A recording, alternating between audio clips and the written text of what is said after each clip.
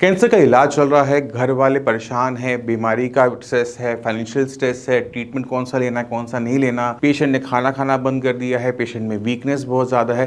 ये तमाम समस्याएं एक कैंसर की फैमिली ज़रूर फेस करती है, मगर इसको हैंडल कैसे करना है ये बहुत कम लोग जानते हैं। कैंसर को बहुत डेलिकेटली हैंडल करना पड़ता है, पेशेंट को बहुत ज़्यादा मोटिवेट करके चलना पड़ता है, क्योंकि अगर पेशेंट में स्ट्रेस है, जो स्ट्रेस हार्मोन है वो कैंसर की कंडीशन को और तेजी से बढ़ाने में हेल्प करता है। तो हमें वो एनवायरनमेंट तैयार करना पड़ता है कैंसर पेशेंट के आसपास, जहां पर पेशेंट को पॉजिटिव वाइब मिले, एनर्जी मिले, उसे उठने का, खाने का, पीने का, बोलने का इच्छा करे। क्योंकि अगर वो इच्छाएं खत्म हो जाती हैं तो पेशेंट पे आप जितना मर्जी ट्रीटमेंट कर लीजिए, जितनी मर्जी मेहनत कर लीजिए, वो सारी की सारी एंड फेल हो जाती है। तो पहला काम हमने क्या करना है, पेशेंट के आसपास हमने ऐसा एनवायरनमेंट तैयार करना है जहां पर कैंसर छोटा हो, बीमारी छोटी हो। अरे कैंसर ही तो है, ठीक हो जाता है, देखो ना इनका ठीक हो गया, उनका ठीक हो गया। उनको सही एग्जाम्पल रखना कि इस पेशेंट ने कैंसर को इस तरह से हराया, उस पेशेंट ने कैंसर को इस तरह से हराया। उन्हें नेट पे स्टोरीज दिखाओ, वीडियोस दिखाओ जहाँ पे पेशेंट अपनी खुद आप बीती बता रहा है और वो कैसे कैंसर से निकला। पेशेंट के खाने पीने पे आपने बहुत ध्यान रखना कि पेशेंट खाना खाता रहे, खाना उनको थोड़ा सा ईजी टू डाइजेस्ट देना है, जो आराम से एब्जॉर्ब बॉडी में हो जाए, बॉडी को ताकत मिले। सूप पे ध्यान दो, सूप ज़्यादा दो, खिचड़ी जैसी पतली पतली आइटमें ज़रूर दो, जिससे उनकी बॉडी को जल्दी तरावट मिल सके। क्योंकि कैंसर से लड़ने के लिए हमारा इम्यून सिस्टम ही मेन ट्रीटमेंट होता है। इम्यून सिस्टम को जितना हम स्ट्रॉन्ग कर लेंगे उतना जल्दी पेशेंट रिकवर करता है। कैंसर में सबसे बड़ी दिक्कत क्या होती है कि वो रिकरेंट हो जाता है। एक बार हुआ, ठीक हुआ, कीमो करवाया, रेडियो करवाया, फिर दोबारा हो गया। जब भी दोबारा हो रहा है, ट्रीटमेंट बार बार हो रहा है, तो पेशेंट की हिम्मत टूटना शुरू करती है। मगर अगर हम पहली बार में ही अपने इम्यून सिस्टम को स्ट्रॉन्ग कर लेते हैं तो वहाँ पर हमें हेल्प मिलनी शुरू हो जाती है।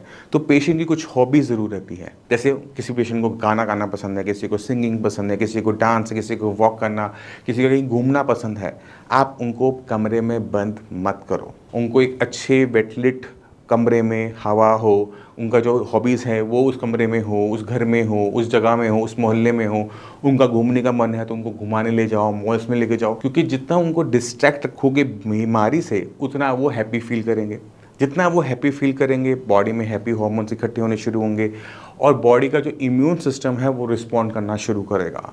जो लोग उनके आसपास ये गंदी न्यूज़ लेकर आते हैं या फिर कहते हैं कि पेशेंट को डीमोटिवेट करते हैं, उनसे अपने पेशेंट को दूर बनाए रखो। क्योंकि अगर आपने जितने भी पेशेंट को सुना होगा कि जो कैंसर को लड़कर जीतकर वापस आए हैं, उनको जो दोबारा कैंसर नहीं हुआ, उनमें एक कॉमन चीज़ होती है कि वो बहुत ज़्यादा पॉजिटिव एनर्जी से भरे हुए होते हैं। उनके लिए कैंसर डेथ नहीं होता, कैंसर एक चैलेंज होता है और वो चैलेंज को बिल्कुल हेड ऑन लेते हैं। तो कैंसर को आपने चैलेंज मानना है बट डेथ नहीं मानना। ये दोनों चीज़ों में बहुत फर्क है, इसको समझने की कोशिश कीजिएगा। अक्सर क्या होता है कि पेशेंट को कैंसर होता है, अरे मैं तो मर गया, अब तो मेरी ज़िंदगी ख़त्म, वो उसको डेथ मान लेता है। जबकि कैंसर एक चैलेंज होता है जिसको हमें हेड ऑन लेना होता है, ना सिर्फ पेशेंट ने बल्कि उसकी पूरी फैमिली ने।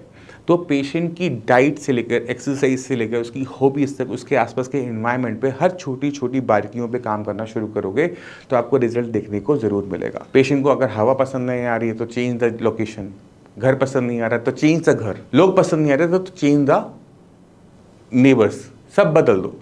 पेशेंट को आपने वो पॉजिटिव एनवायरनमेंट देना होगा, तब जाकर आपको रिजल्ट्स मिलते हैं अच्छे। आई होप ये वीडियो आपके बहुत काम आएगी। इन सारी चीज़ों को अपने पेशेंट के आसपास अप्लाई कीजिएगा और उनके अंदर चेंजेस खुद देखिएगा।